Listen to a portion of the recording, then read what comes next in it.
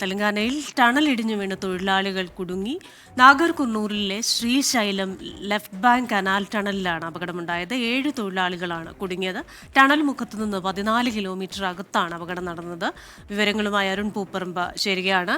Arun, good evening. ഈ പറയുന്ന ടണലിൽ നിന്ന് 14 കിലോമീറ്റർ അകലെ നടക്കുന്ന ഒരു അപകടം, അപ്പോൾ അവരെ സുരക്ഷിതരായി എത്തിക്കുക എന്ന് പറയുന്നതിലെ പ്രയാസം, ഒപ്പം തന്നെ ഈ ടണൽ പോലെയുള്ള ഇത്രയും റിസ്ക് പിടിച്ച് ജോലികൾ ചെയ്യുമ്പോൾ അവിടെ എടുക്കേണ്ടതായിട്ടുള്ള എല്ലാ കാര്യങ്ങളും മുൻകരുതലുകളും എടുത്തിരുന്നോ?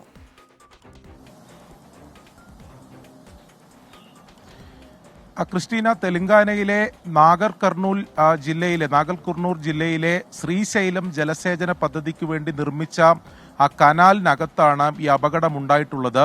50 കിലോമീറ്റർ നീളമുള്ള കനാലാണ്. ഈ കനാൽ മുഖത്ത് നിന്നും 14 കിലോമീറ്റർ അകത്താണ് ഈ അപകടം ഇന്ന് രാവിലെ 10 മണിയോടെ നടന്നത് എന്നതാണ്. ഈ പാറകളൊക്കെ തുരന്നുകൊണ്ട് ഇതിന്റെ ഒരു കനാൽ നിർമ്മിക്കുകയാണ്. അതിനിടെ ഇതിന്റെ മേൽഭാഗം റൂഫിംഗ് തകർന്ന്, അതായത് 3 മീറ്ററോളം റൂഫിംഗ് തകർന്ന് താഴേക്ക് പതിക്കുകയായിരുന്നു. ഈ അപകടം നടക്കുന്ന സമയത്ത് 50 തൊഴിലാളികൾ ഉണ്ടായിരുന്നു എന്നതാണ് നമുക്ക് ലഭിക്കുന്ന വിവരം. അതിൽ 43 പേരെ സുരക്ഷിതമായി രക്ഷപ്പെടുത്താൻ സാധിച്ചിട്ടുണ്ട് എന്നത് തെലങ്കാനയിൽ സർക്കാരിൽ നിന്നും ഔദ്യോഗികമായി ലഭിക്കുന്നുണ്ട്.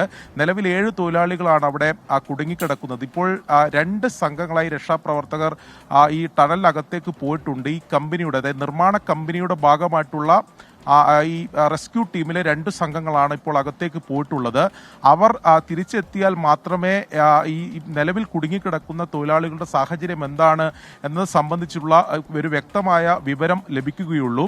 രക്ഷാപ്രവർത്തനത്തിന് വേണ്ട എല്ലാ നടപടികളും സ്വീകരിച്ചിട്ടുണ്ട് എന്നതാണ് തെലങ്കാന സർക്കാർ ഈ ഘട്ടത്തിൽ അറിയിക്കുന്നത്.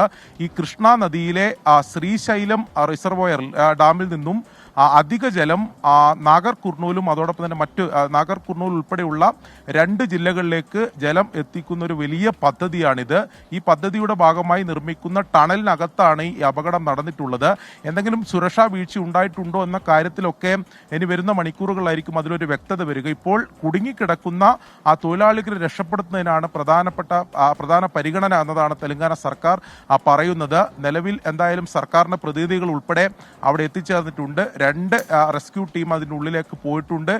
അവർ തിരിച്ചെത്തിയാൽ മാത്രമേ ഇതിലൊരു വ്യക്തത ഉണ്ടാകൂ എന്നതാണ് നിലവിൽ തെലങ്കാന സർക്കാർ ഔദ്യോഗികമായി തന്നെ അറിയിക്കുന്നത്. ശരി, അരുൺ പൂപ്പറമ്പയാണ് വിവരങ്ങൾ നൽകിയത്. രക്ഷാപ്രവർത്തനം നടക്കുകയാണ്. അതിന്റെ കൂടുതൽ വിവരങ്ങൾ ലഭ്യമാകുമ്പോൾ പ്രേക്ഷകരിലേക്ക് എത്തിക്കുകയും ചെയ്യും.